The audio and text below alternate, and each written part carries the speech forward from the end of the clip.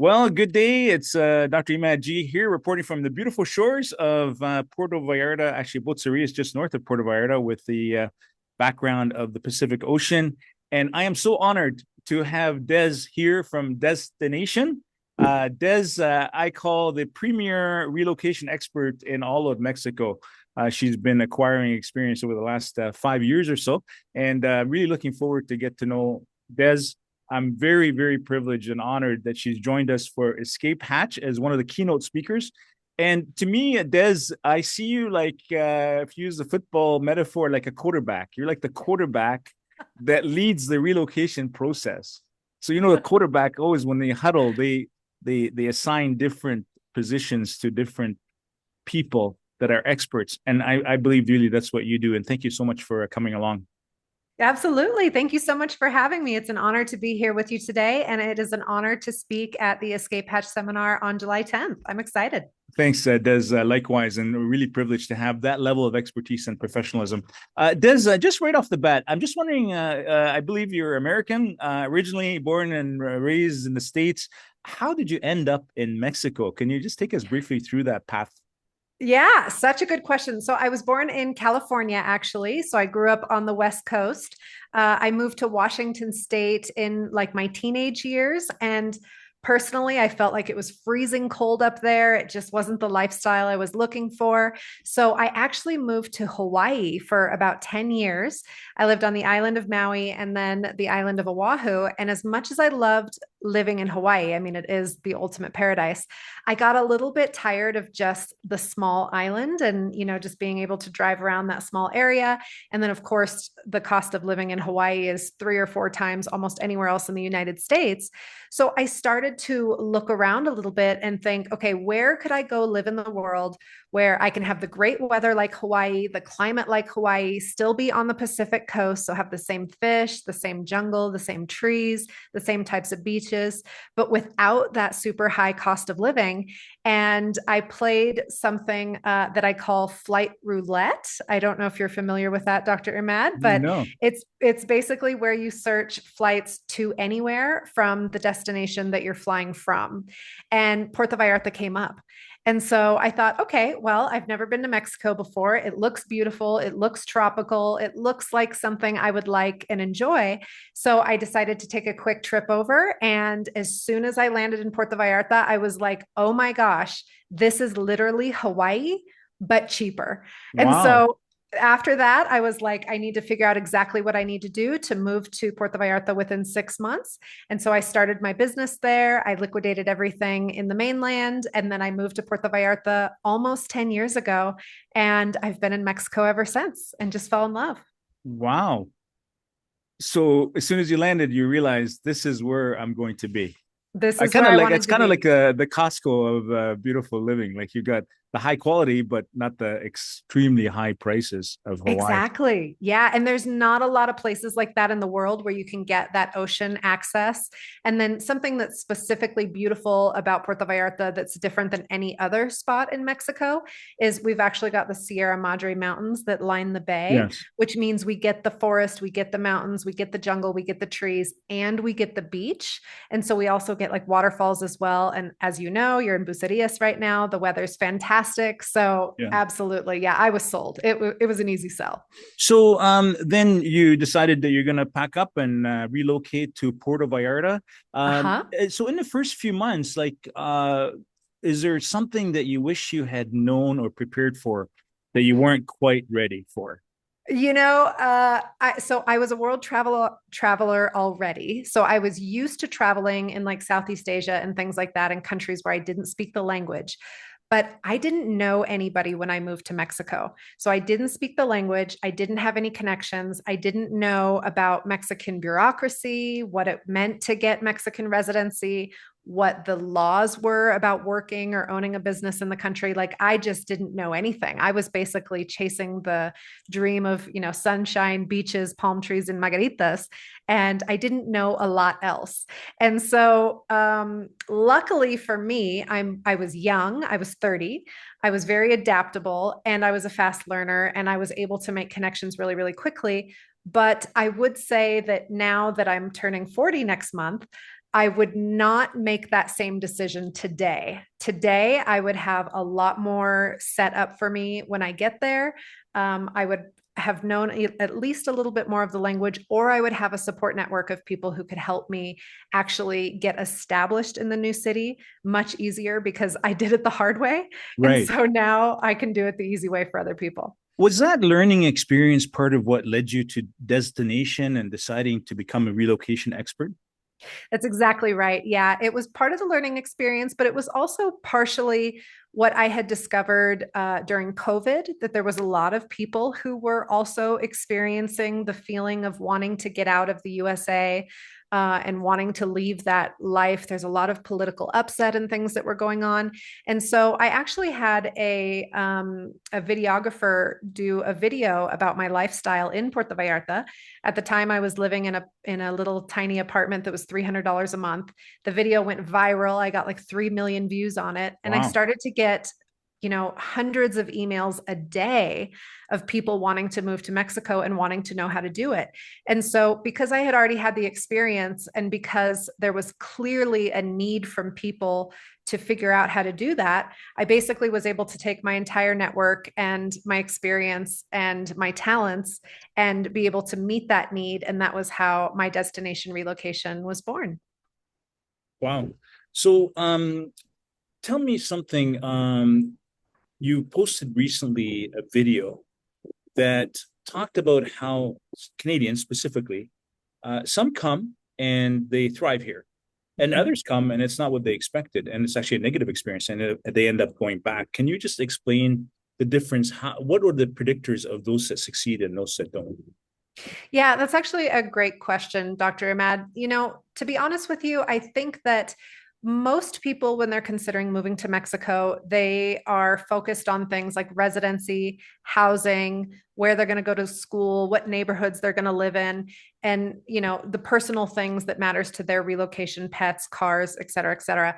And while all those things are extremely important and they're definitely part of the relocation process, what I've noticed is that, and I made this mistake as well when I moved to Hawaii. And so this is actually where I learned this lesson. Once you are here and you've figured out the residency, you figured out where you're going to live, you know your neighborhood, you know your house, you know where your kids are going to go to school, you're here. The big question that people start to ask themselves is, now what? And this is where the gap comes in, especially for Americans and Canadians, because a lot of us identified with either a career that we had most of our lives in that area. We identified with a community because we had friends and family surrounding us that all spoke the same language as us. Or we identified with a relationship that maybe is no longer going. A lot of my clients are widows and widowers, retirees, things like that. So there's a big gap in between who these people were when they left Canada and who they're going to be in Mexico. And though we have an ideal of what the life is going to look like a lot of us think, oh, we're going to wake up in the morning, we're going to have coffee overlooking the beach, we're going to go for walks every day, et cetera, et cetera.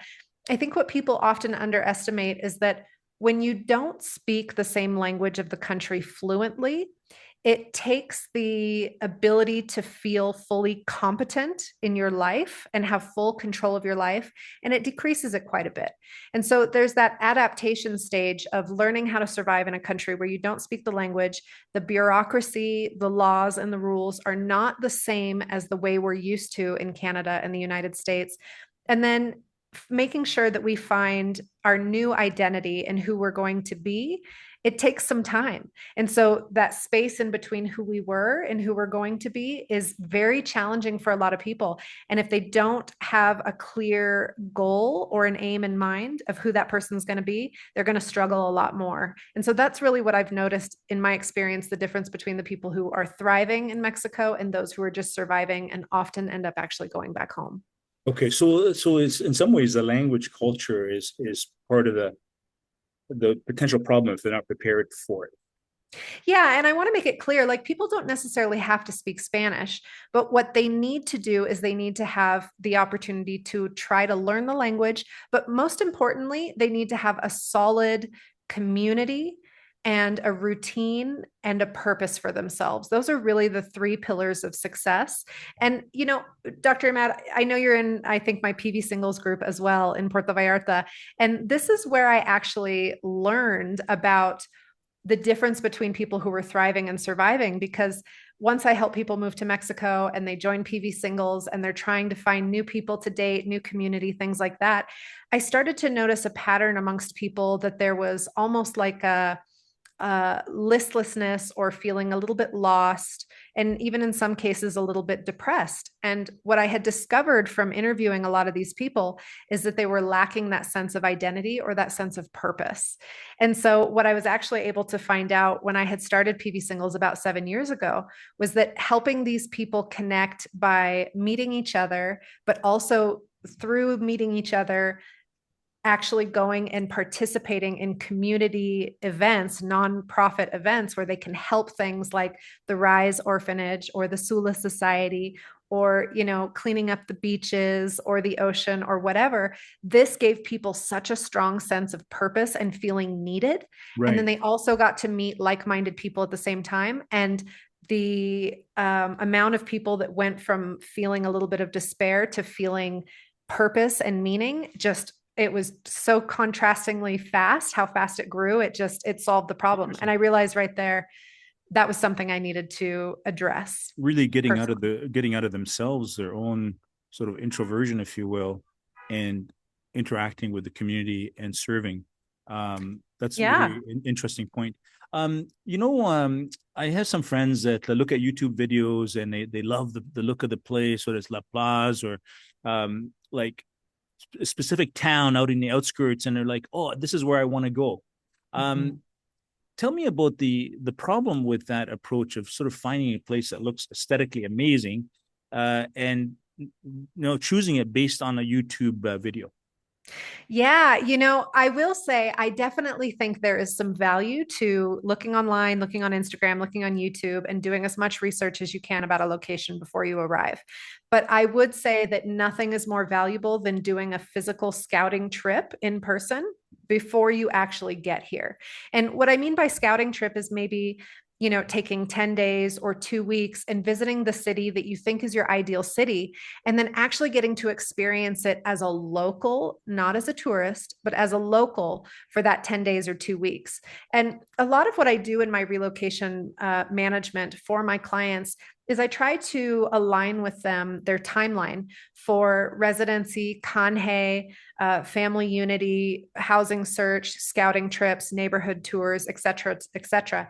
And we do that with the intention of saying, okay, though we do offer full turnkey relocation, so meaning people can move down sight unseen to a place that we've fully set up for them, that is an option. But my professional recommendation is always, if we can get you here first for 1 or 2 weeks to actually see what it's like on the ground, to make sure that you love the neighborhoods, that you've heard the roosters in the background, that you understand what the traffic is like, that you know where the local tienda is next to your new house, or the panderia or the caniceria, the fruterias, like you are established and this is a place I could actually create a life. That is how people are much more successful. YouTube is fantastic. The biggest problem with that, though, is that with influencers and YouTubers and things, their goal when they're creating video footage is optimized for clicks and views. It's not optimized for the individual's values and what's most important to them in the specific neighborhood that they're going to choose. And that's only something that people can experience by physically coming down and seeing for themselves. Gotcha. Okay.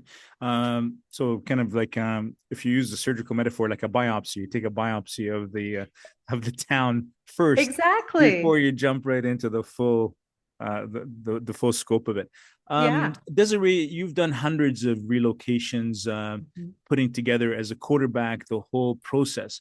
In your experience, what is the one thing that turns out to be the most stressful for people that they weren't expecting was going to be that difficult? I think the biggest thing that really catches people off guard is that the ideal timeline that they have in mind and the actual reality of how that timeline is going to progress are often two very different things. So people, I think, often underestimate how challenging Mexican bureaucracy is, how challenging it is to actually be qualified for residency, family unity, understanding if they're going to be able to work in Mexico, if they have children, understanding the intake into the schools, the process, the application process, finding the perfect neighborhoods. There's a lot at play, and every single person's relocation is completely different from everybody else's. So it needs to be customized to the individual. And so I believe that most people have an idea, okay, I want to contact Des, I want to relocate to Mexico, I'm looking for a full turnkey move. I plan to move to Mexico within 3 months. Now, when we have our initial consultation, in some cases, we're definitely able to make that happen. But we have to review things like financial solvency, current living status. Are they renting? Are they selling a house? Are we waiting on closing? Are they going to be buying when they come down? There's many things to consider. So the biggest thing that helps people succeed in that type of an environment is adaptability, mental adaptability. So understanding that we have our ideal, and then we have the reality of what the actual relocation looks like. And my goal is to help people get from where they are to where they want to be and eliminate all the challenges in between. I understand. Thank you. You've probably learned from many of your Canadian clients that the morale in Canada is probably at an all-time low. Combination of the political situation, poor quality of life, more and more money going to taxes, less and less money kept for things like basic things like groceries. Um, when um, when people relocate to Mexico, let's look at it from a reward point of view. What's some of the rewards that people find in Mexico that they wouldn't find back home in Canada? Well, I think the value system is so incredibly different here. I think that, what people are going through in Canada and the USA politically, economically, those challenges are real. And I think that what they discover when they move to Mexico is not only do they have an opportunity to possibly live the lifestyle they've always dreamed on a fraction of the budget that they would be able to do in Canada, but they're also able to have the freedom and flexibility to become exactly who they want to be without the political or psychological restrictions that people are facing right now in Canada. And so I think that one of the biggest things that I notice the most, especially with my Canadian clients, is that when they come to Mexico, they can finally breathe. They can finally relax. Their nervous system can decompress, and they can actually take some time to recover from what they've been through and what everybody's going through in Canada. And they actually have an opportunity to create a new life for themselves. And I think that that gives people a lot more purpose and hope than they've probably felt in a very long time. That's an excellent point, and that resonates also with my experience. As one blogger put it, the government is not in your face all the time, and I think that's one of the things that really discourages Canadians is the government seems to be micromanaging everything from Yeah. the Yeah. You personal guys have a tax lot of rules up there. food. Like I Oh, thought the US personal. was strict, but It's no. unbelievable. Like personal taxes, then taxes on food, taxes on groceries, taxes on gas, carbon Yeah. taxes on top of that, capital gains taxes if you sell your property, and that's one observation. And I think you've mentioned it is people notice that they can breathe and they feel free, Mm-hmm. like they know the government's there, and chances are there's always with every government there's potential corruption, but they're not like in your face controlling Yeah, every aspect of your exactly. life. Yeah. Des, you've worked over 20 cities in Mexico relocating people. Is there one or two cities that kind of surprise people when they relocate to that city? Say, oh, I wasn't expecting that, either positive or negative. It's so different for each person because everybody values something so different. I would say that Puerto Vallarta is still probably the number one most pleasantly surprising place that people will relocate to. And I think it's because people don't realize how connected the community is, how much opportunity there is there for creativity and expressing your identity authentically. I think that it has more opportunities for beautiful hikes and waterfalls and beaches and Yelapa, Las Animas, Quimixto. I mean, it just offers more than almost anywhere else. And plus, it still has our creature comforts that we enjoy, like Costco and Walmart and La Comer and things like that. So it's the perfect balance of development but Mexican culture. And you can still, even though Puerto Vallarta is getting more expensive than it was before, like everywhere else, you can still find places that are affordable if you have the right real estate agent and relocation specialist working for you. And that segues to a question, a very specific question. If you know, in medicine, we have like case series, like you study everything, but then you have a case. So here's a registrant that actually contacted me last night, and she's like, she's very enthusiastic, but she started calling the consulate in Canada, the Ontario, the consulate, Mexican consulate located in Ontario and Toronto, and she was just trying to work on getting an app to start the whole process, and she couldn't get this organized, and she got so frustrated. She's like, you know, Imad, I guess it's just not for me. Like, it's just not coming together. Like, I should just quit. Maybe it's just not meant for me. Mm. What would you say to a person like that who is actually, in theory, really wants to come to Mexico, really thinking seriously about Mexico, but getting discouraged and tangled up in the logistics? Yeah, at first, I would tell her she's not alone. Almost every single person that tries to deal with the Mexican consulates, whether it be in Toronto or anywhere across Canada, deals with that exact same resistance. And that is very normal what she's experiencing.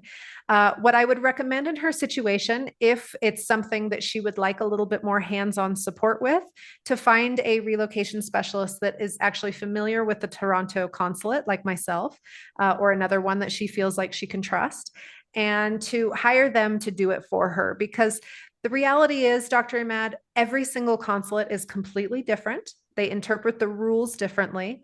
And then, even within each house of the consulate itself, the agents work differently based on their own discretion. And so, when a bureaucratic system is designed like that, it's not optimized for people to be able to understand it, which is why she's having a little bit of struggle. And her discouragement makes a ton of sense. So, what she needs is an expert who understands how to navigate that, how to write the proper affidavits, to get the proper financial solvency documents in place, to actually get the appointment for her, and then to prep her for the interview process so she knows exactly how to answer the questions in a way that optimizes her chances for approval. And you know, and you, I totally agree with everything that you're saying. And that was actually the paradox in all of this, is that her very frustration is actually the reason why she should move forward with things like, you know, Escape Hatch, the course that's Mhm. designed to get people started and understand the process as sort Mhm. of a general benchmark, and then go on to destination and to you know, relocation expert and get more details when they actually are ready to make the move. So it's kind of, I find, quite a paradox that the very things that frustrate people are the reason why they should actually push forward and find the right experts, find the right course, and get going.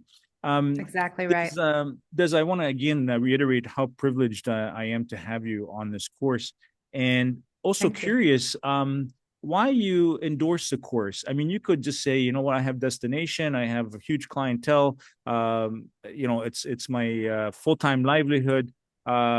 Why did Escape Hatch draw you in to participate and to endorse it and support it? Yeah, that's a great question, Dr. Ahmed. You know, to be honest with you, you were the one who inspired me to agree to this partnership. I'm very selective about the type of people that I work with, and I want to make sure that I am focusing on what's best for the clients. And what I had felt when I started to see your content and how you were formulating the escape hatch was that you were putting something together that people needed. And that's where I like to show up the most, where I think people need something and my talents can meet that need. That's where I felt the most useful. And, you know, honestly, I think that more people need to know about this. I think not a lot of people realize that Mexico is an option. There are, of course, roadblocks like the person that you were talking about. Like everybody's going to have some sort of challenges. But I do believe that Mexico offers such a lifestyle that is so different than what people will ever be able to experience in the US or Canada. And I think it can be overwhelming to think about how many steps are involved. And I think what you're putting together with Escape Hatch is putting together a clear pathway for people to actually be able to make their dreams come true. And I wanted to be a part of that. I am so honored that I was the chosen one because I know you have a lot of opportunities that come your way, and I'm sure you say no to a lot of them.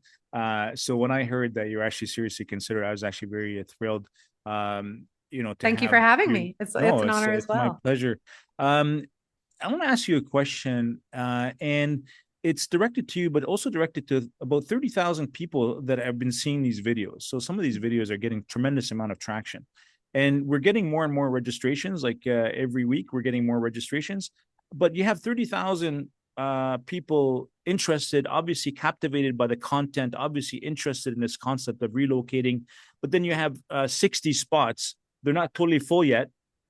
What's the, in your opinion, in your assessment, what's the obstruction from people saying it's a great concept, but not Mhm. taking that step and actually registering and going ahead and getting a relocation expert? What is that intermediate that's stopping people from making that decision when in their mind they love it, they think it's a great idea? Yes, Canada's corrupt. Yes, winter sucks. Yes, I want to go to Mexico. Yes, I love, but they're not taking the actual physical step. What is blocking them, in your opinion? That's actually an excellent question. And I think top of mind, what first comes to my attention would be that it appears before you're actually making the move to Mexico that the Facebook groups and the content that you can find for free on Facebook is correct and it's useful and it's easily accessible. And you could put together your own relocation plan with that information.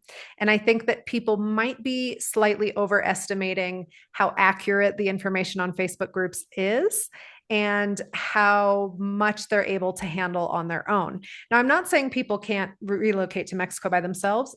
They do it often. But the question isn't, can you do it? The question is, how much uncertainty are you willing to accept throughout the process? And this is why people actually usually choose to work with me. And this is also, I think, why people choose to join your Escape Hatch seminar, because what they're saying is look, of course I can do this. I'm a smart, capable adult who's, very capable of doing things. I'm sure I could figure it out.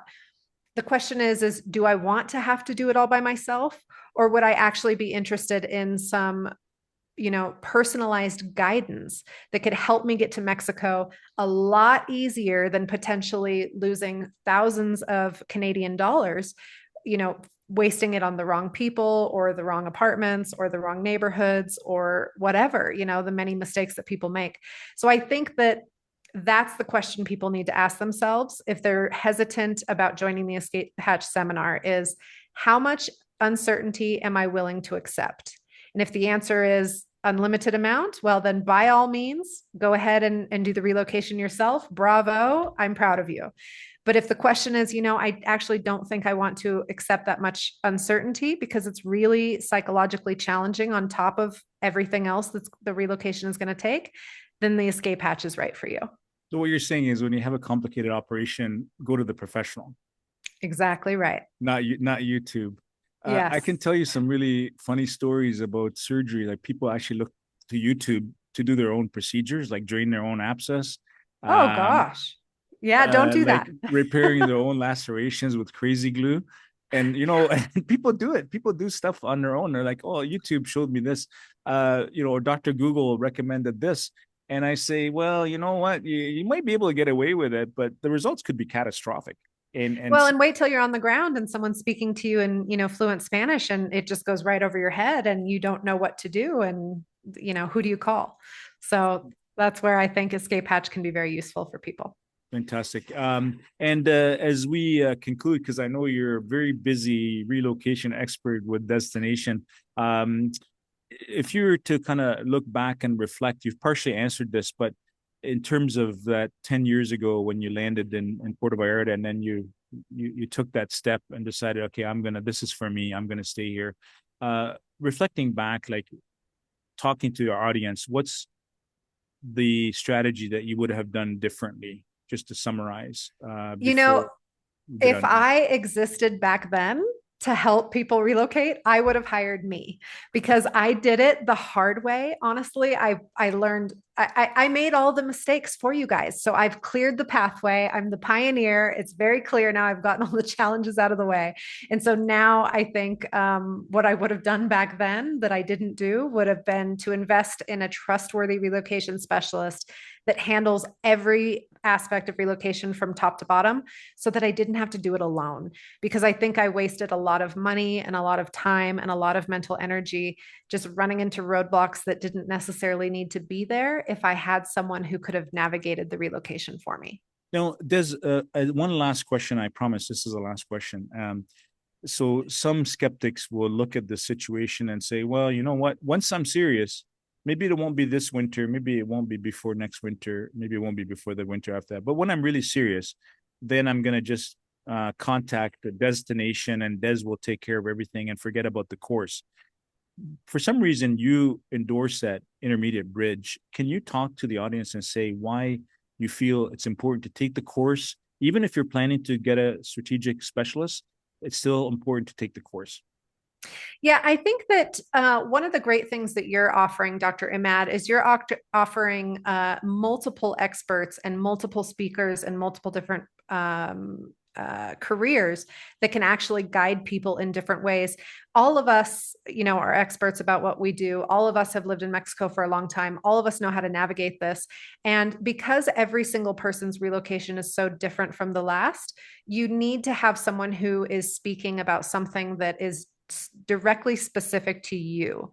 And what that means is it's going to be helpful to have those multiple different perspectives and all those different resources and those experts. And I know you're putting together, files and kits for people after the course as well that they wouldn't be able to access anywhere else. And there's so much value in that because not only are you giving them the bridge to do that, but you're also giving them resources that they can take with them after the course that they wouldn't be able to find online anywhere else. So I think that would be probably the biggest reason why people should join. And then another thing, even if we're talking to the people that may not move down for 2 or 3 more winters, that's actually the majority of my clientele. But the reason why I say that it's important to start the relocation process now is because of residency and understanding are you qualified for financial solvency now? And if you're not, let's strategize a way to prepare your finances so that we can have those investments or liquid funds in your accounts seasoned for the solid 12 months, which is what's required for residency. We can have that prepared now. Because if you plan to move 3 years from now, but you don't start your relocation process for 3 years from now, you may be postponed because of the financial solvency process and because of the requirements for liquid funds and things like that. But if you choose to move in 3 years from now and you've already got your residency sorted, then you're 10 steps ahead and your relocation is that much easier when you're ready to make the move. And I think that that's a big need that the Escape Hatch seminar is going to be covering between your residency experts, other speakers, and people like myself. That's very well said. And it segues to, I think, an important point that people need to hear is that Escape Hatch is not necessarily for those that have already made the decision 100% I'm moving to Mexico and relocating. It's also for those who are not sure. To explore and research and get more information to see, is this plausible? Is this plausible? Is this for me? And the course more than likely will confirm that it is possible when you look at that it's, all the different parts of the equation can come together.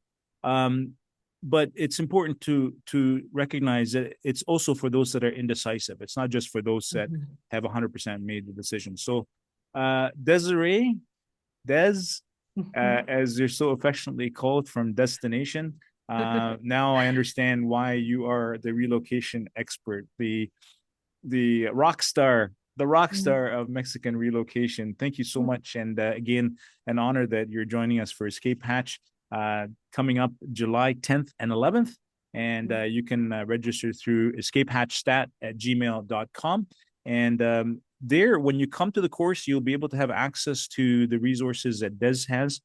Des will give you her contact information. And so if you would like to move forward and retain an expert that will literally walk you through every single step from the beginning to the end and have a successful, beautiful new life in Mexico, where you will never, ever go back to the cold, dark Canadian climate. Do I sound genuine, Des?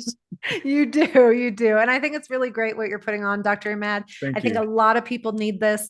I think your seminar is going to be absolutely fantastic. And it's such an honor to be a part of it. Thank you so much. And thank you so much for helping hundreds of people live the dream, but equipped to live the dream and do Absolutely. it properly. Thank you very much, Des. And looking forward to July 10th and 11th. And may you have a great day. God bless you. And thank you.